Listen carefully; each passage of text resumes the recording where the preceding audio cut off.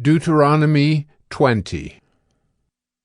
When you go out to war against your enemies and see horses and chariots and an army larger than your own, you shall not be afraid of them. For the Lord your God is with you, who brought you up out of the land of Egypt.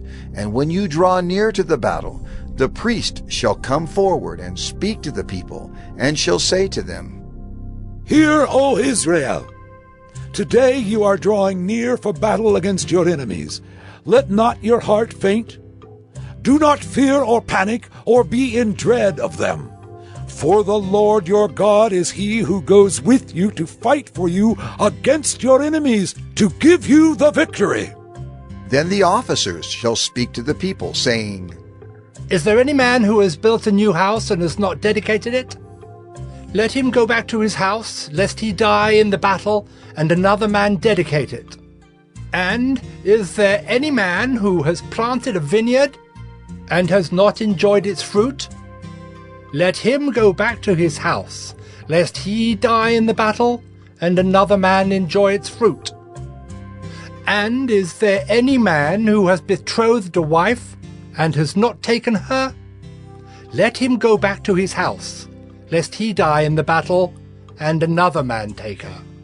And the officers shall speak further to the people, and say, Is there any man who is fearful and faint-hearted? Let him go back to his house, lest he make the heart of his fellows melt like his own. And when the officers have finished speaking to the people, then commanders shall be appointed at the head of the people. When you draw near to a city to fight against it, offer terms of peace to it. And if it responds to you peaceably, and it opens to you, then all the people who are found in it shall do forced labor for you, and shall serve you. But if it makes no peace with you, but makes war against you, then you shall besiege it.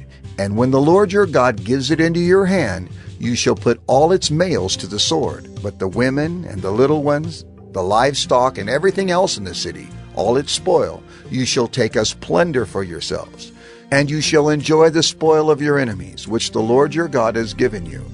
Thus you shall do to all the cities that are very far from you, which are not cities of the nations here.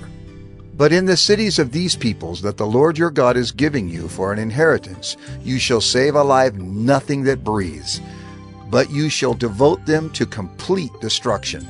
The Hittites and the Amorites, the Canaanites and the Perizzites, the Hivites and the Jebusites, as the Lord your God has commanded, that they may not teach you to do according to all their abominable practices that they have done for their gods, and so you sin against the Lord your God.